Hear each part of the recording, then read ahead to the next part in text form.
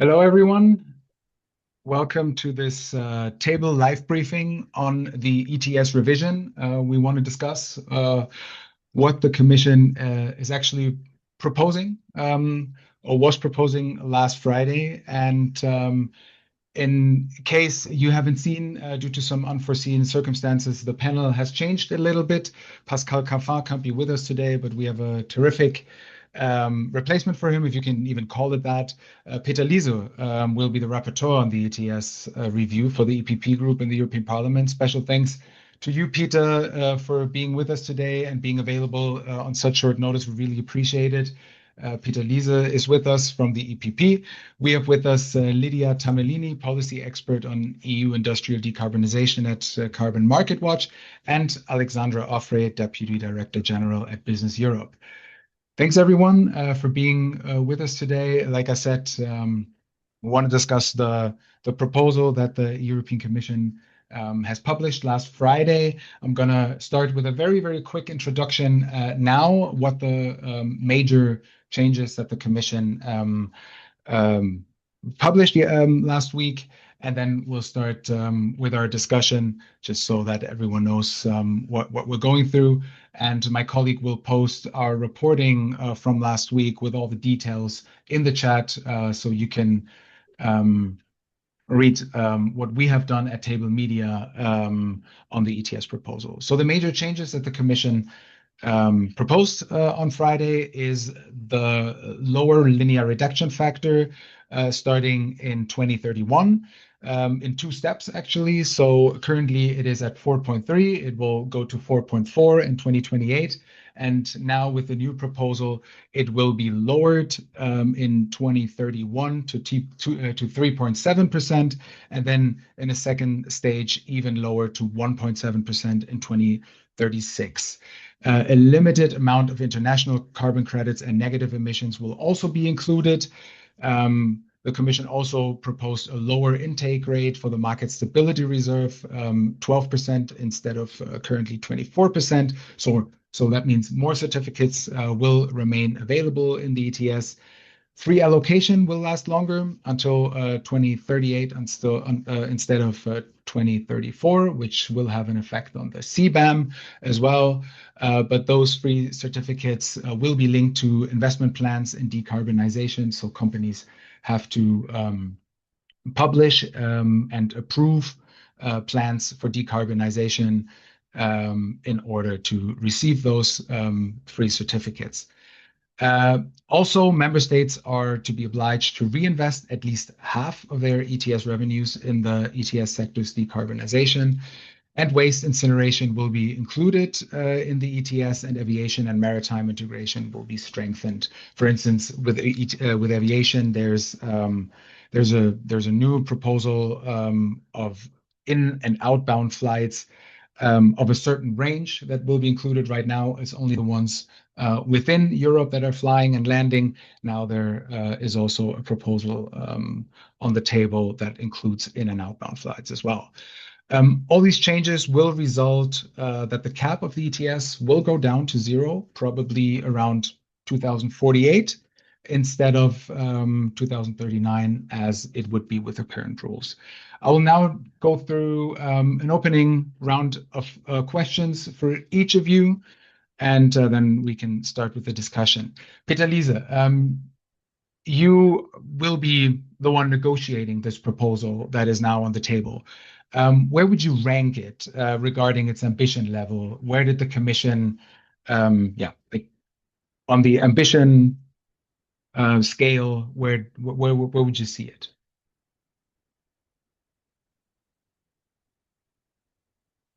Mr. Liese, you're still muted.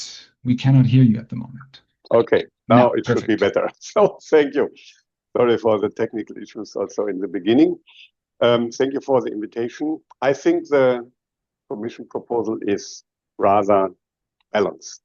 We have to take into account the challenges, but on the other end, those that attacked the ETS and said it needs to stop, it needs to be abolished, those of course are disappointed, and rightly so. So ETS will survive. And as I sometimes said, some of these companies and or member states that wanted to stop the ETS, they work like Boris Johnson did. If nothing else works, blame Europe. So the ETS is not the main problem for the economy in Europe. It is an important tool for the climate and also a tool for innovation and investment. And that's why it's good that it stays.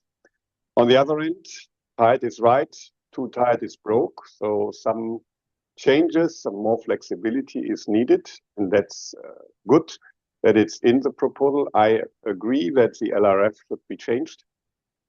I'm not sure if I and the Parliament agree with the figures.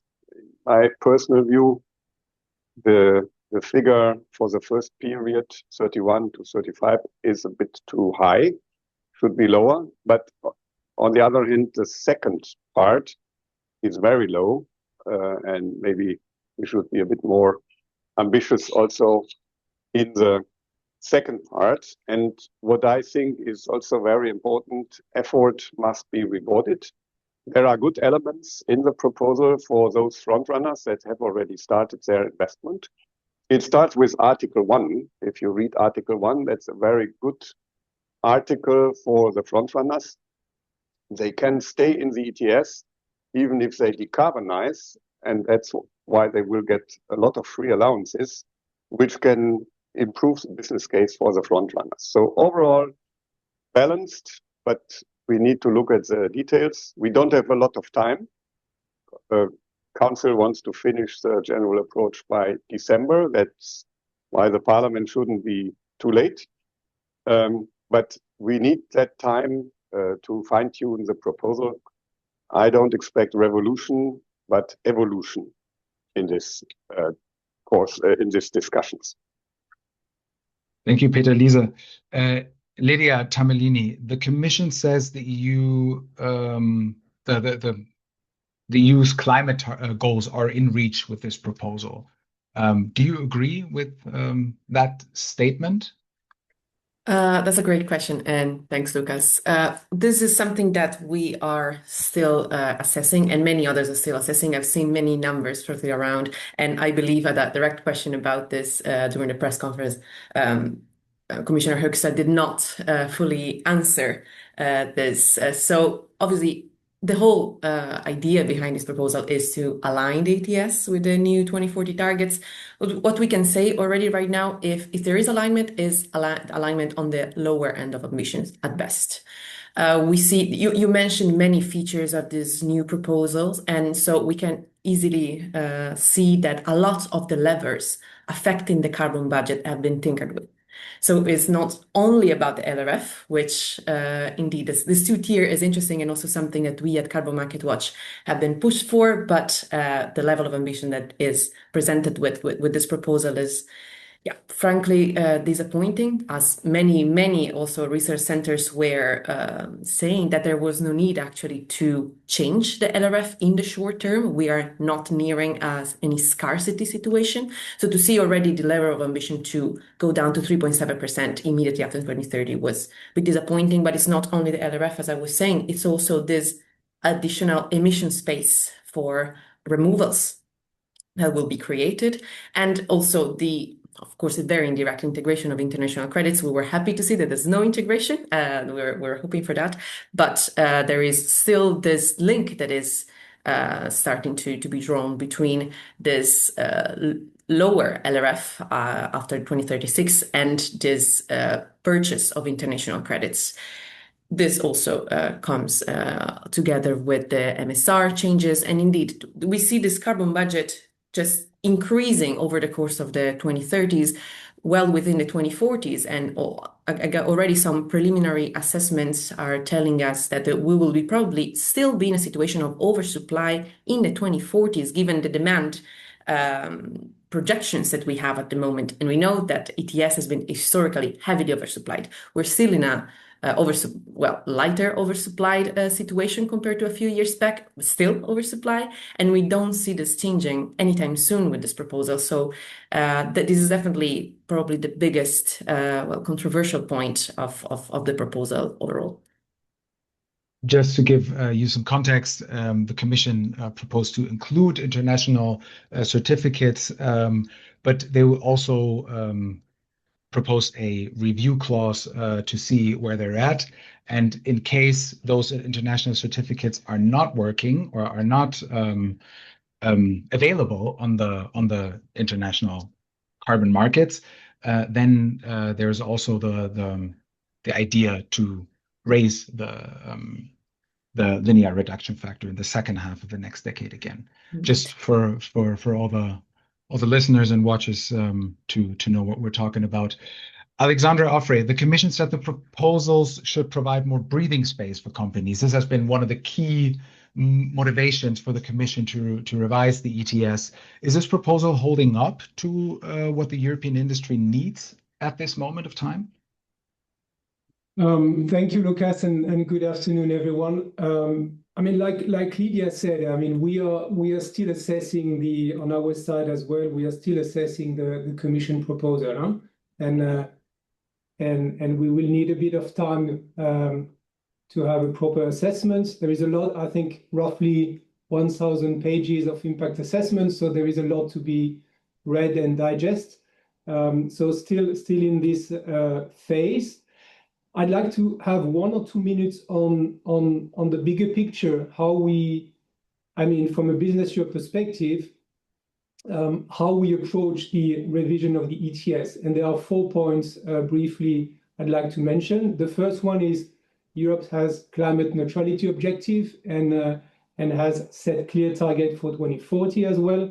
And we believe the ETS has to be the main instrument going forward post-2030 to incentivize investment in decarbonization. It's a market-based instrument. It's a technology-neutral instrument. So this is why we are very much in support of the continuation of the ETS post-2030. That's one element. The second one is the overall big challenge of energy cost that many of the ETS sectors are facing. I think this morning we have gas prices being again back more or less to the same level it was shortly after the beginning of the crisis in the Middle East. So carbon costs will add an additional strain on businesses. Thirdly, we should not forget about the global picture. Even if we see certain evolutions outside of Europe when it comes to carbon pricing, we are still very far from having a symmetry in climate efforts between EU and the rest of the world. So, of course, we have CBAM, but the tool is just in the beginning phase. The effectiveness is still very much to be proven. And fourth and last is what we call many call the enabling conditions for the companies, the sectors being covered under the ETS, energy-intensive industries notably. They need to have the conditions in place for investment decarbonization projects. I've mentioned affordable electricity, infrastructures, permitting. I mean, if we want those companies to transform and invest in decarbonization projects, they need to have the ability to transform at speed, so the permitting.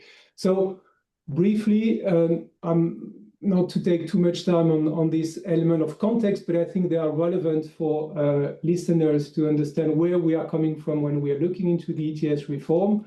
And to your question then, Lukas, I mean, if I have to summarize, breathing space, I mean, not sure. We have a very mixed feeling about, I mean, as a first preliminary assessment, a very mixed feeling of the Commission proposal. Yes, the Commission has recognized the need to adapt the system to better reflect the realities of industry, but we still see some of the proposals being quite challenging, not always understanding entirely the logic behind. Happy to go deeper in the conversation, be it on the condition for the free allocation. We don't see yet any clear-cut long-term structural solution for exports when it comes to the CBAM sectors, to name a few. So mixed feeling. Okay, yeah, we will go deeper into this discussion, especially on the conditions for free allocation. But before we come to that, another question for you, Mr. Liese. The ETS price has not really changed that much since Friday. It has gone up a little bit from 38 from 78 to 83% euros, not percent, 78 to 83 euros.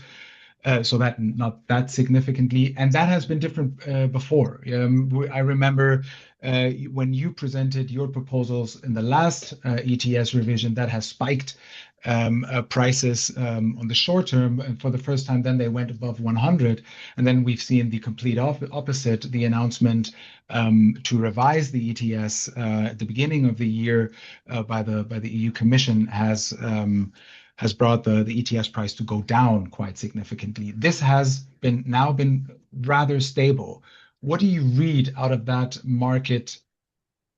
Let's call it non-movement. Is that a good sign that the market is taking that proposal as balanced as you described it?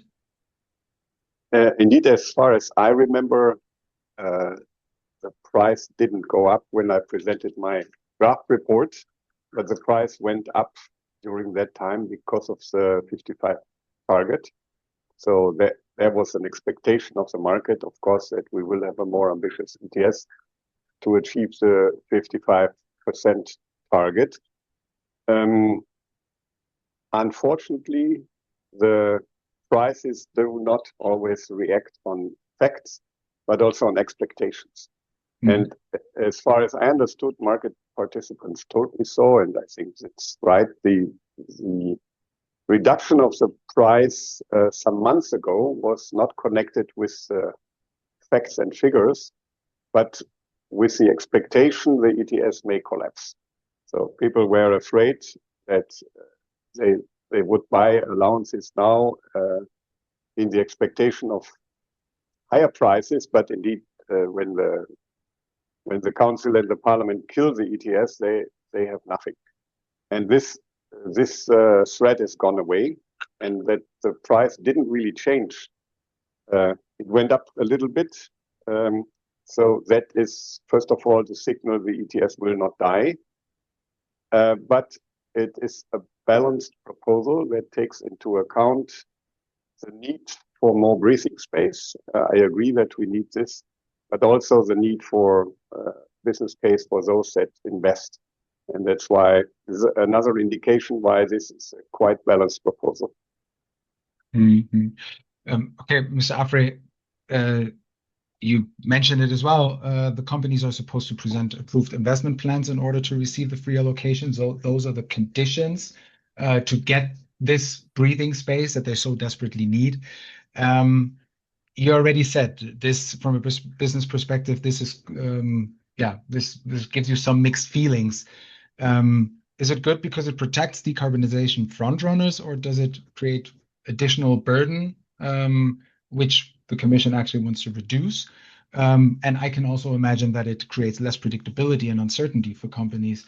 Maybe now's the time to talk about those conditions and how you see them and what those potentially do with the companies and their planning periods with those allocations.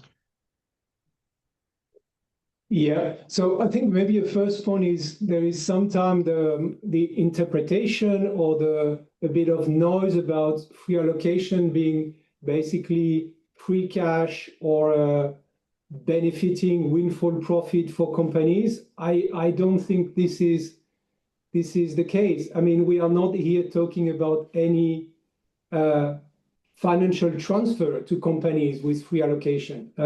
They are not making any profit out of free allocation. This is an instrument, very targeted instrument, to level the playing field between European companies facing higher carbon cost compared to some of the competitors outside of Europe and not having the equivalent carbon costs when they have to produce. So I think we need to keep this very well in mind. We also need to keep in mind that the very first condition for companies to get access to free allocation is that they have to meet benchmark level.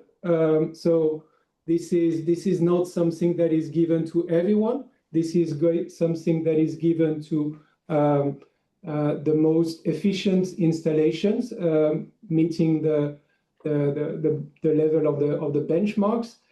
And then if we go a step further, looking at the Commission proposal here on conditionality with decarbonization investment plan. Well, as I said, I think this is something we are still going to look deeper, but a couple of reflection. One is, so we are not giving free allocation to companies if they don't have the investment plan in Europe, but sometimes the companies cannot do the investments because the conditions I've mentioned before, the enabling condition I've mentioned before in my first introduction, are not there yet. Sufficient, affordable electricity, grid infrastructures, permits.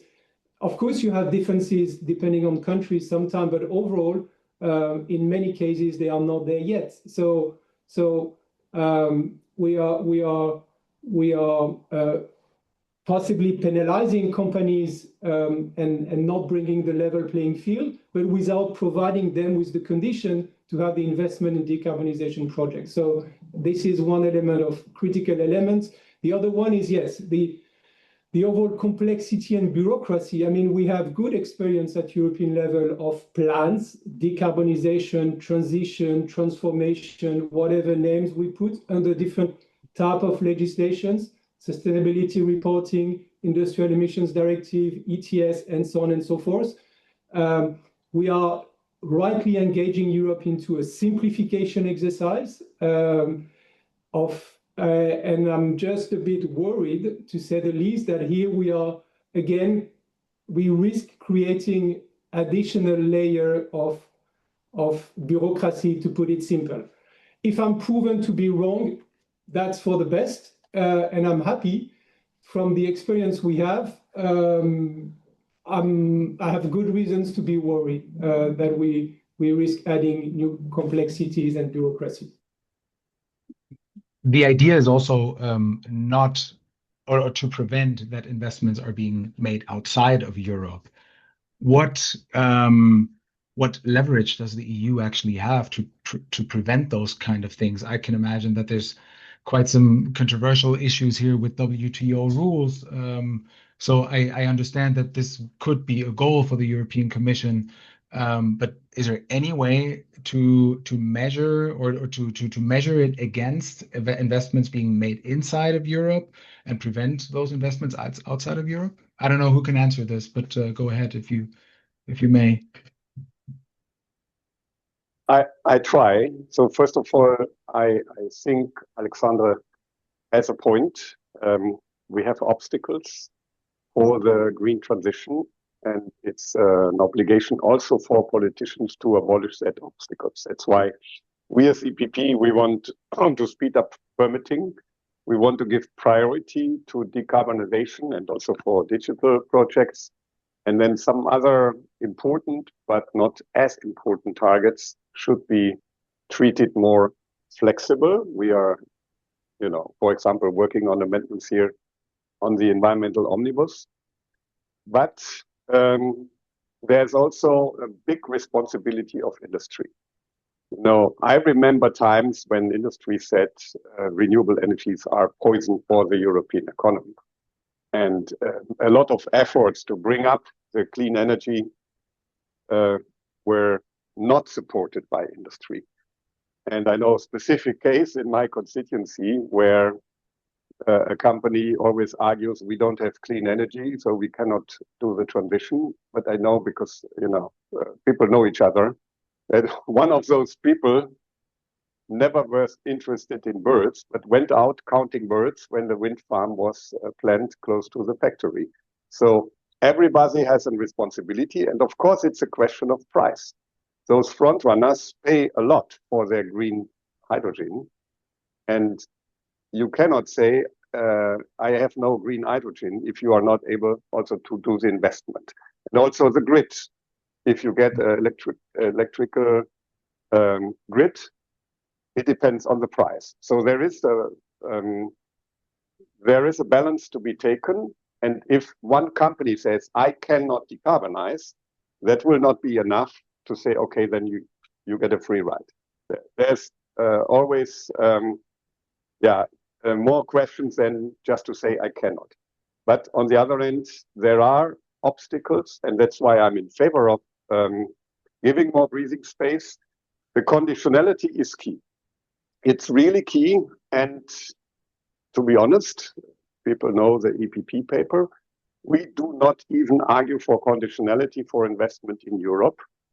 We argue for conditionality in the given plant, because the free allowances are always linked to one plant. They are not linked to the company. When the company splits, allowances remain with the plant and not with the company. And people want to keep their job. And that's why trade unions are for the review. They are for more free allowances. And industry will lose the support of trade unions when it's not an investment really to protect their job. At the same time, we need flexibility. And I'm not sure if the Commission proposal is flexible enough, because we give more free allowance to industry, but we give a lot of more obligation. And maybe we need some fine tuning with free allowances and obligation to be more balanced. And last but not least, on simplification, it's a nasty argument. Because first of all, we were abolishing the climate transition plans for everybody lower than 5,000 people. There were people that never get free allowances and never asked for it because they have completely other business case. You were obliged to report on tier 3, which is of course not necessary to get free allowances. You just need to explain plausible that this plant will be decarbonized. Because what we want to avoid is that people get the free allowances for 10 years, for 15 years, and then tell the people, oh, we forgot to say we anyhow don't have a business case forever. You will be fired anyhow. So that's what we want. We want to keep the jobs. And if it's necessary to give more free allowances to keep the job, we are ready to do this. The devil is in the detail, but the principle that, you cannot argue for more free allowances when you don't really protect the jobs. This principle will be broadly supported by the parliament, I'm rather sure. Lidia, Tamellini, how do you see this conditionality regarding incentivizing decarbonization? Is it helping or is it not the right tool? Where do you see it in the compared to other parts of this proposal that is supposed to incentivize decarbonization? Yeah, well, Carbon Market Watch is historically not been a fan of reallocation, and we have, conducted several studies showing that, in fact, they're not a financial transfer, as Alexandre mentioned, and it's entirely true. However, several companies, and I'm thinking especially of certain market leaders, made a net profit out of free allowances especially over the course of phase 2 and phase 3. Not only through exchanging the allowances on the market, but also through the cost pass-through of costs that were actually not bearing. So obviously the situation is now different in phase 4, but we still see that an immense value in free allowances is to be handed out. So some preliminary numbers are telling us that with this proposal, if the proposal is implemented as is, the amount of free allowances to be handed out will be somewhere around 3.3 to 3.8 billion of allowances. We have confirmation by the European Court of Auditors that the system of free allocation has not been effective in mobilizing private capitals toward decarbonization. We know that the system has been failing at what it's supposed to do. So we welcome the proposition of the Commission of attaching serious, solid conditionalities to this that will replace the existing conditionalities, which we don't really see them as solid and effective in providing incentives towards decarbonization. So it's a welcome change. We're especially happy to see that the full value of free allowances will need to be reinvested in decarbonization projects. This is key to really mobilize these private capitals. We're also very aware of the question of the enabling conditions. This is not something that we haven't heard. This proposal also contains effective improvements in how the revenues are spent, or effective improvements, from industry side, right? We have this new 50% threshold that you mentioned. We have the new Industrial Decarbonization Bank. The Innovation Fund is maintained. This, from an industry side, this can be paired with free allocation.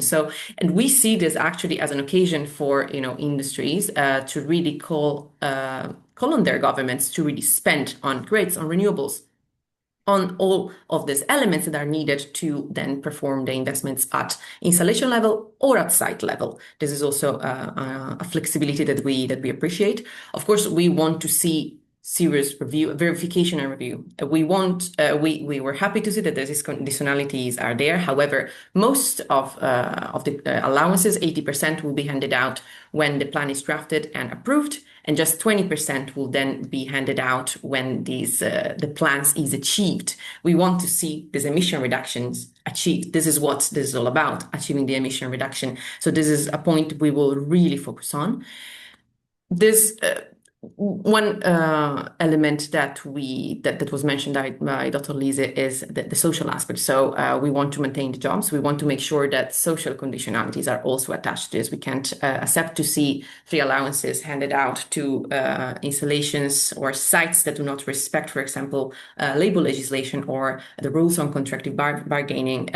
We really need this to maintain the jobs in Europe, and we really hope that workers in the relevant sectors do see and appreciate that. And a second point is also related to the revenues. Obviously, now we have this new set of rules that will allow more revenues to be funneled in industrial decarbonization.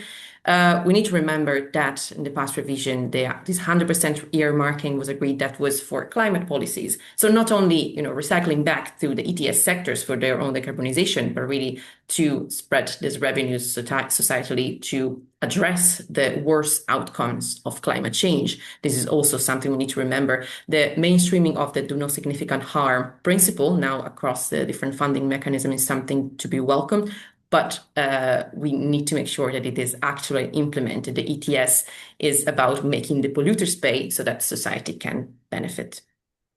So if I can just follow up.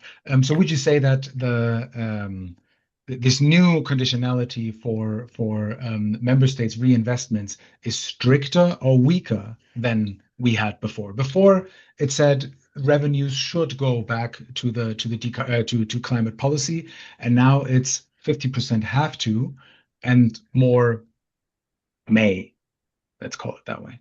So this new 50% is about decarbonization of the ETS sectors, right? So we hope that the 100% for climate project will be maintained. We need to make sure that we don't, use ETS revenues to fund pensions or just, direct them into the national budget. This is something that is well understood, and there are new rules on transparency and governance that would allow, civil society as well to monitor what is actually happening with these revenues. That under this 100% that again we hope is maintained, then this 50% then shall be spent into the decarbonization of ETS sectors. And this is the new part. So we hope it is additional, right? As a rule in strictness, not replacing what we already had. If I may, I can add to that. Go ahead. So I'm 100% in agreement. It should be additional. So it's not instead the 100%. The problem with the 100% is that the monitoring was not very clear. We have member states, I have been told in Italy, for example, they do not spend one single cent this year. They just announced we will do it later. And that is unfortunately, according to the rules, still possible. You just have to spend it somewhere, somehow, but not in the respective year. So it's a bit more monitoring over the respective years should be important. And on top of that, and I hope Alexandre will agree, the 50% are still very broad.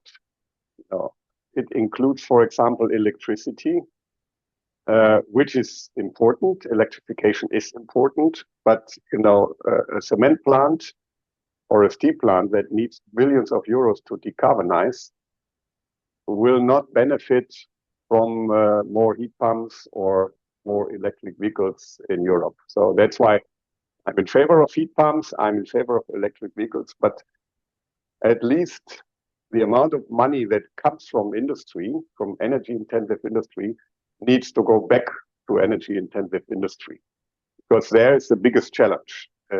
People tend to forget it is more easy to decarbonize a house or a car than it's to decarbonize a steel plant or a chemical plant. So more focus on the industry that have the biggest challenge would be something I would support, and I guess my group will put a big emphasis on this specific point. So we have 3 targets: 100% for climate, 50% for the sectors, and then another figure for those sectors that need it the most. Alexandre, Affre, gives Peter, Liese, Yeah, pointed at you. I think this is. I mean, first I have the same reading as Lidia and Peter was mentioning just now, meaning we read the Commission proposal going well beyond what we have today, and this is something we see positive. We have been calling for indeed as well more transparency and more ETS revenues being recycled for the ETS sector. So the direction Commission proposal takes here seems to be good. To put in perspective, if I'm not mistaken, today it's about 5% of ETS revenues going to member states, then going back to ETS. So hopefully we have a big step forward with the Commission proposal, maybe possibly going beyond. And this is linked to the comment by Peter. Yes to ETS. I think this is very ETS sector. This is very clear for us. Shall we be more targeted in the proposal itself?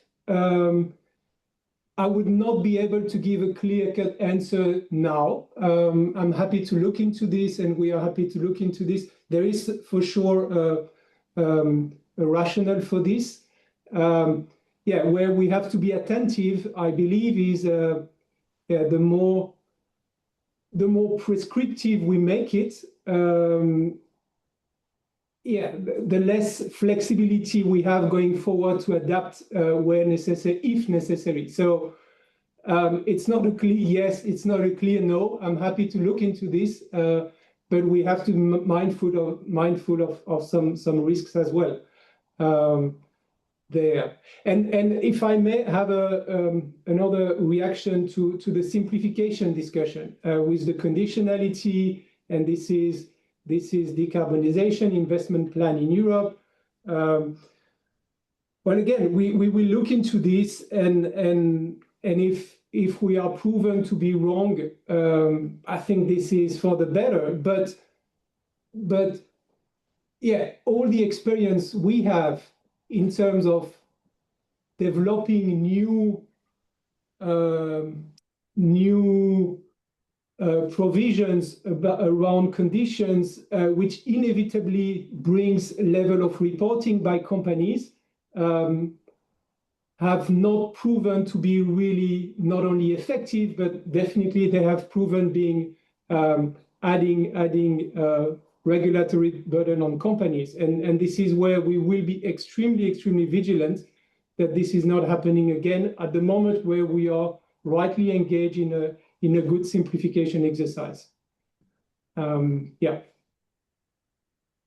you. Before I'll include a few questions from the audience, I want to talk very briefly about the price signal in the ETS that is the key mechanism of the whole system. that creates the incentive to decarbonize. And we talked about the surplus of certificates in the market, which will most likely be, or that's the assessments that we have so far, which will most likely be above the demand. What does it do with the front runners of decarbonization who already invested, who are counting on a increasing carbon price that will not invalidate their investment? Lidia, Tamellini, maybe we can start with you and then go through our panel. Where do you see this proposal regarding the price incentive or the price signal in the ETS? Well, obviously, this is linked again to the carbon budget and many of the points we touched upon before. As you mentioned already, as was already discussed, the market was not necessarily destabilized by the announcements. However, again, there's many opportunities for flooding the market with more allowances over the course of the next decade or two. So this is definitely something that could impact the price signal. And as you said, many businesses are counting on a carbon price that steadily grows.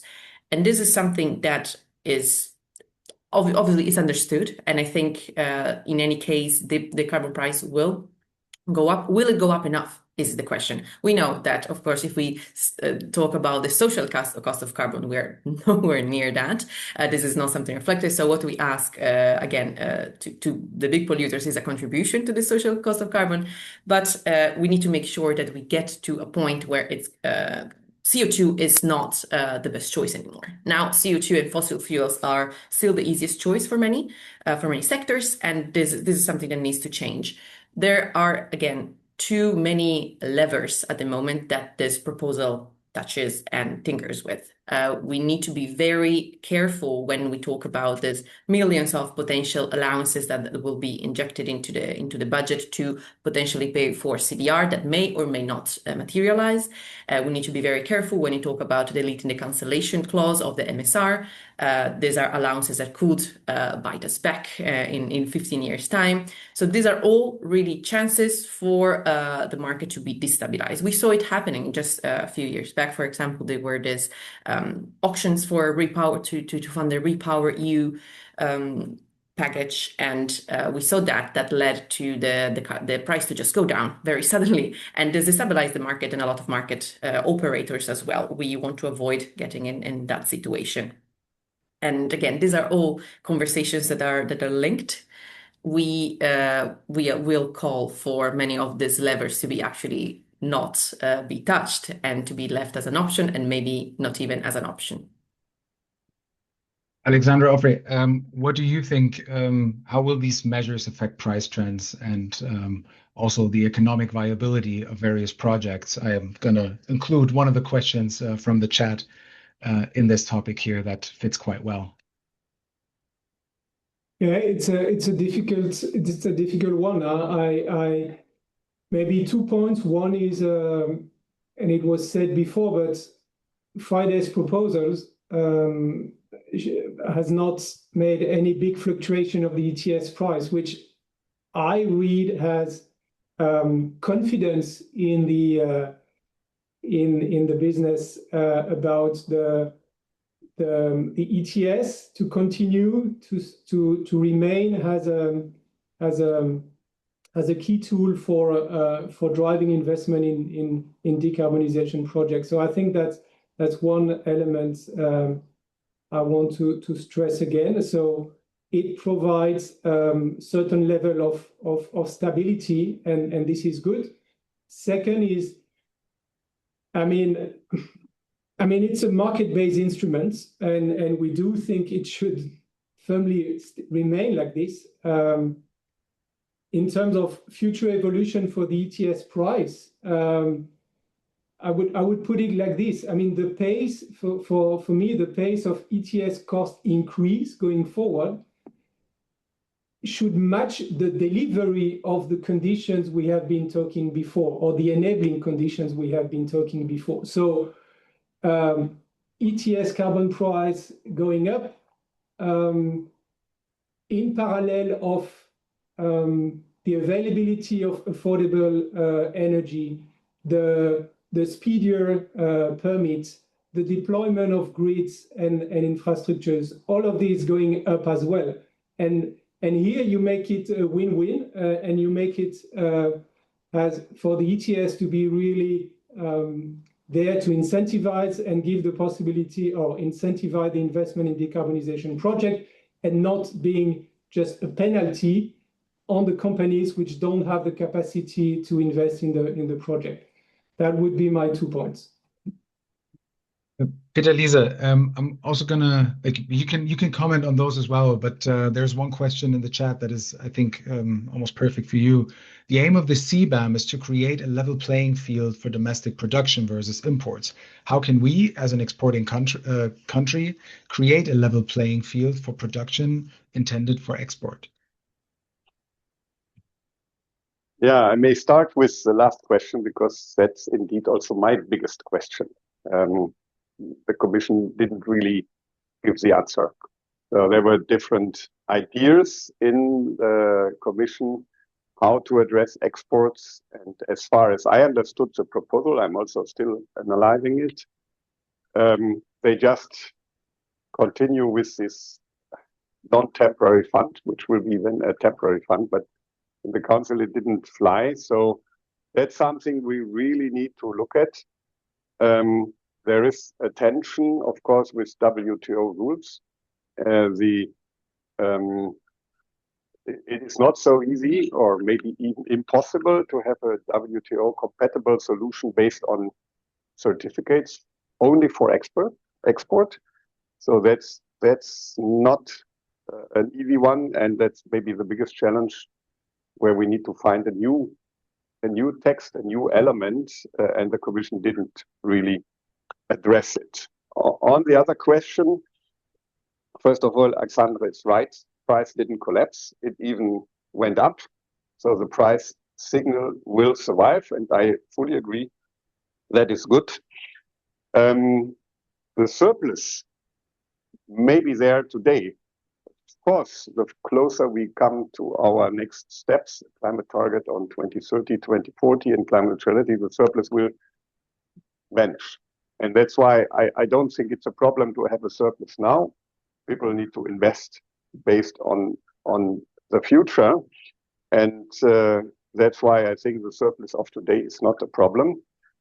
The front runners are a big priority for the EPP, also for our Chancellor Friedrich Merz. I talked to him, and when he was asked on the ETS, he said the main point is that investment needs to pay off. And that's why I'm so happy that we have Article 1, that free allowances will be available to the front runners until 2040. So that's very good, but we need to also look at it carefully, if this is enough and what is else to be done. On the carbon removals, I'm rather relaxed. There may be developments that's really high quality carbon removals, like direct air capture, will become very cheap. And then the ETS price will go down. But then it's not a reason to go and cry and be sad. But for me, it's a reason to invite you to a party, because then we have what we want. What we want is climate mitigation at the lowest possible price. And if carbon removals are the way to get there, so I'm happy. They need to be stable. They need to be solid. But if that is the case, then I don't need a high carbon price. What we want is climate neutrality, not zero emissions. And that's why I think we can be a bit more optimistic here. If I can follow up on this, Mr. Liese, the Öko-Institut, the German it's not Ecologic Institute there, because there's also an organization called Ecologic Institute. Let's call it Öko-Institut. Their fast assessment from yesterday actually said that they're quite hesitant on this carbon removal proposal, because it doesn't lead to a lot of funding for this sector. So the price incentive to have carbon removals as rather low, and they are not very sure that this will actually work out the way the Commission is hoping it to be. Would you in the legislative process from now on try to strengthen this part with additional funding, or how would you react to the potential? I'm happy to look at every option here, of course, but like in the decarbonization everywhere. In steel, we are talking about green lead markets. We are having this link with CO2 cars. We need the enabling conditions. And I can just repeat what I already said. We need to work together. Everybody needs to work on enabling conditions. Industry also needs to help us to clarify that CCS is necessary. In Germany, it's still prohibited in all the regions to do CCS at land. That will decrease the price. So we need to work together on the enabling conditions. And that is also true for carbon removals. If this 250 million allowances will be the only tool to encourage carbon removals, it may be not enough. But there may be other elements that we work on and that the market will work on. And then it brings us closer to a solution. So we should not see the ETS in isolation, but see the general framework. And then it may well be the start of a success story. There's one question in the chat why biochar wasn't included, and is that something you look into? Biochar was not included because the experts in the Commission think it's too difficult to monitor. It's not stable enough. Personally, I think it can be solved. You can put some safety margin. You can put some limitations to make it not a loophole. So I think biochar must be part of the solution. And when there are uncertainties, let's work on a framework to avoid these uncertainties, but not completely ignore the biochar opportunities. We're coming closer to an end. We started a bit late, so I hope it's okay that we add a couple of minutes here. For my final round of questions, I want to ask you to keep your answer short, but of course, as precise as you can. If there's one thing that you can change, I mean, Peter, Liese, you are actually the one that can change things later on. But let's start with Lidia Tamellini from Carbon Market Watch. If there's one thing that you could change, what would your first priority be in the proposal that we've seen? $1 million question. I will try to address it. Definitely, again, our main concern is the carbon budget at the moment. So the LRF rates needs to be revised. We need to remember that if the ETS sectors will not be, the front runners in the decarbonization that we must achieve, non-ETS sectors will have to pick up the pace. And at the moment, we don't see that we're in a situation where forestry and agriculture and the sectors that are not currently in ETS1 can do this. Alexandre Affre from Business Europe. You talked a lot about enabling conditions, so I can imagine that the answer to my question will be circulating enabling conditions, but go ahead. Yeah, but actually more directly to the ETS revision. I mean, as I said, hard for me today to give a firm final, but what needs to be, I believe, improved is around conditionality for free allocation, and rightly also mentioned at the end, a permanent structural solution for export. I think that is two elements. We will be super attentive and contributing in the co-decision, which I hope as well will be. I hear there is a sense of urgency, which I fully understand, and but also being attentive about speed, not being at the expense of quality of the co-decision process. So in terms of process, that would be my comments. Yeah. Thank you. And Mr. Liese, what is your priority in your report that you are start to prepare now? Indeed, I'm of course not the dictator of Europe, so I can wish things, but if it's possible with the majorities, we have to see.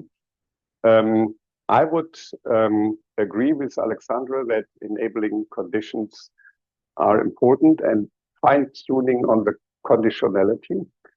But I would again say it needs a common effort of whole society, also media, industry and politicians and trade unions to get it right. So priority for the transition means other issues like biodiversity, NOx emissions are not a priority. Decarbonization is a priority, and companies will help to convince people that CO2 pipelines are not dangerous, and many other things. And then a focus on the jobs. So not investment in Europe, but investment in the plant. I think that is, if we find the right balance, that it's definitely not asking to companies something that they cannot deliver, but specify, when I have a job in the steel plant in France, I'm able to keep it and to make it green. That would be a perfect outcome. I hope we can come close to that. Thanks very much. Thanks for everyone listening and watching. Thanks to Peter Liese, thanks to Alexandre Affre, and thanks to Lidia Tamellini. On the timeline, Peter Liese, you touched upon it. The council is planning to reach their general approach in December, and you will try to do the same.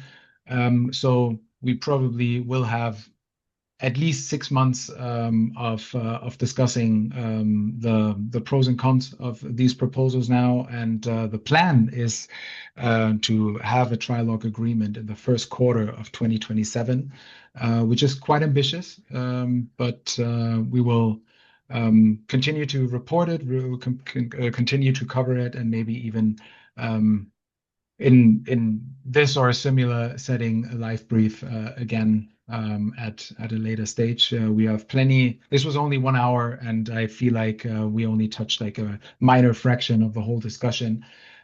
So stay tuned. I'm looking forward to hearing your future assessments. To your, we said that we've only seen parts of the impact assessment and parts of the analysis. So once we learn more about this proposal, I'm happy to hear from you three, and also from all the people watching and listening to what they have to say. Last thing, thank you very much, and have a lovely day, and hope to talk and see you soon. Thank you. Thank you very much. Bye-bye.